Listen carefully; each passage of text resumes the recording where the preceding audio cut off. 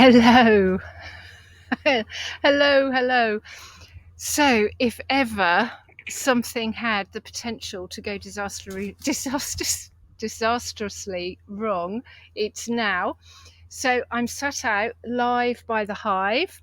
I don't know if you can hear the bees buzzing. They're quite busy.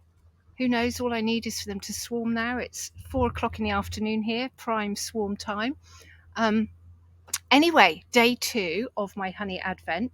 I've been trying to stream straight onto Facebook, but I've just learned that Facebook won't it won't let me stream it anymore from StreamYard. So I've had to open Facebook. So hello Facebook and hello StreamYard, and yeah, let's see how it goes.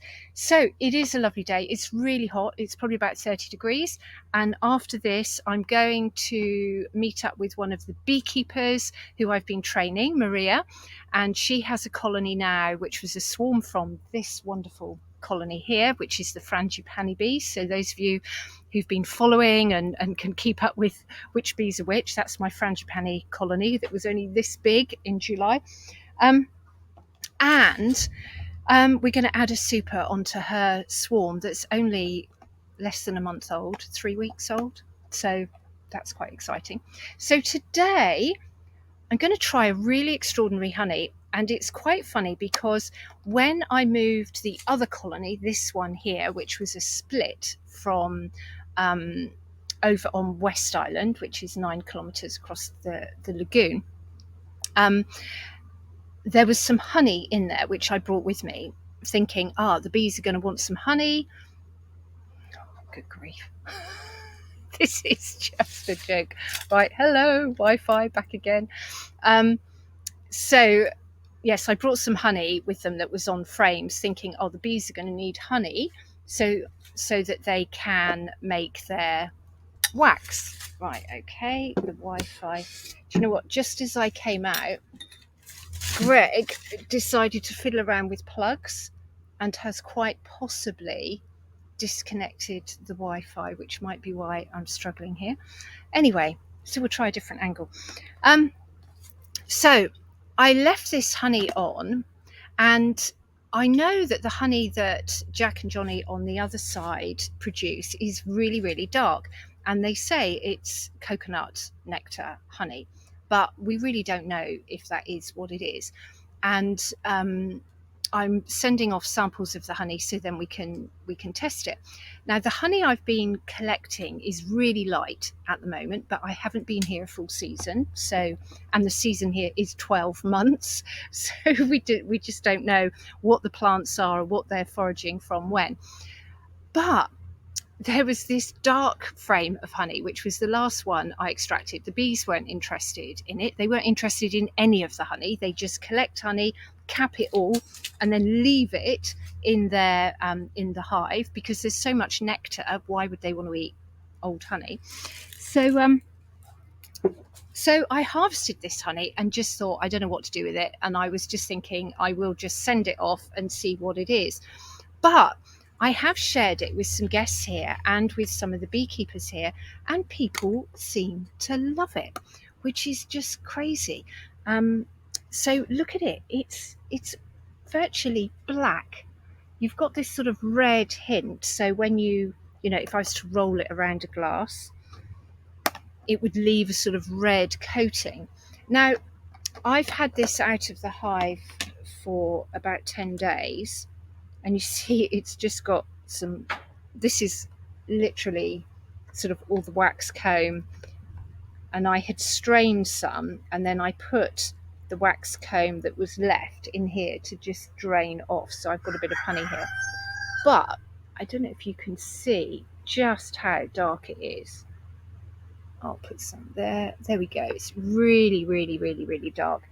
And I had some Texan visitors staying, and they tried some, and to them it was their favourite honey. They preferred this to the honey that was just golden and what I thought was delicious and fruity.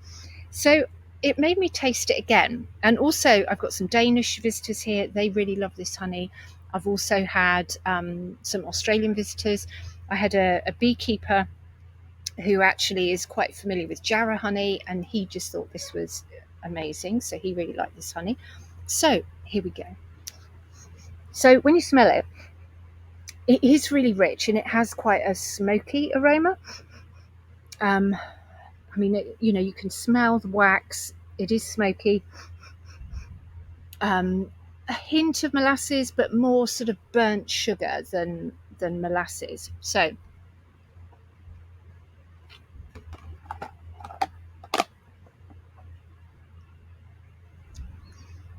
when I put it in my mouth, it's almost like a coffee, but without the coffee flavour. And there's some wax. It is very viscous.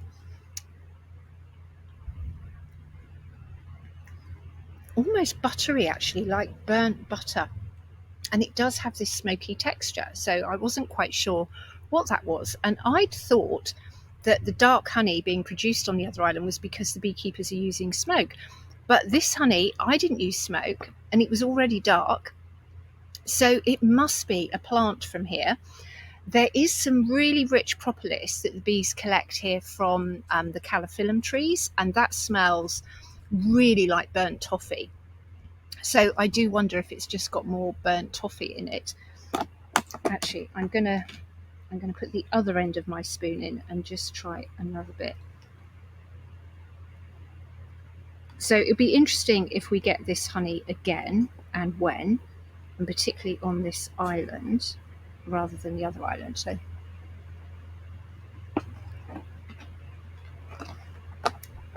I mean, it's not very thick. It is quite thin. It's not a thick viscous, so it's not like you would expect from a honeydew honey. It's got the consistency of an acacia honey. There is a slight licorice, very, very, very slight, but really it's sort of burnt butter, burnt toffee, burnt sugar. That seems to be the aroma. So, or the whole flavour of it. So if anybody's got any idea what this might be, as I mentioned yesterday, there's only about 96 plants on these islands that they could be. And so knowing what would produce such a dark, rich nectar. So I'll hold it up again so you can see it. If I get it in the sunlight, it does have this sort of dark red hint when you move it around, when you get the sunlight on it. So I'll put some there. You can see. I mean, it doesn't look appealing at all, but it amazes me at how many people really love it. So there we go. There's no accounting for taste. See, as it runs down, you can see it has this sort of red glow, deep red glow. But the wax, I mean, it's made it black and doesn't look appealing at all. But so far, it's everybody's favourite honey. Who knew? But I think it depends where you come from and what sort of honeys you like and what you're used to. So that seems to be what people prefer and think of as their favourite honey. So I'm really looking forward to finding out what exactly this is. Maybe there's some pollen in it, maybe there isn't. That's another exciting thing, because if the plants here will have evolved without honeybees, maybe there's some plants here that the bees don't pick up pollen when they are actually harvesting the nectar. So that's going to be interesting. So let's see if this actually streamed anywhere, and if not, I will upload this video into the group and onto YouTube so that people can watch it later. So I hope you've enjoyed that. That's 2 out of the 3 honeys that are available from Cocos Keeling. So I'll be here the same time tomorrow, but tomorrow I'm actually going to share something else. I'll have a think about what I will actually share. So nice to see you all. Thank you very much for joining me. Yeah, it does look like black treacle, but it doesn't taste like black treacle. I love black treacle, and it doesn't taste like that. It's much thinner. So thank you very much for watching, and I'll see you all tomorrow. Bye for now.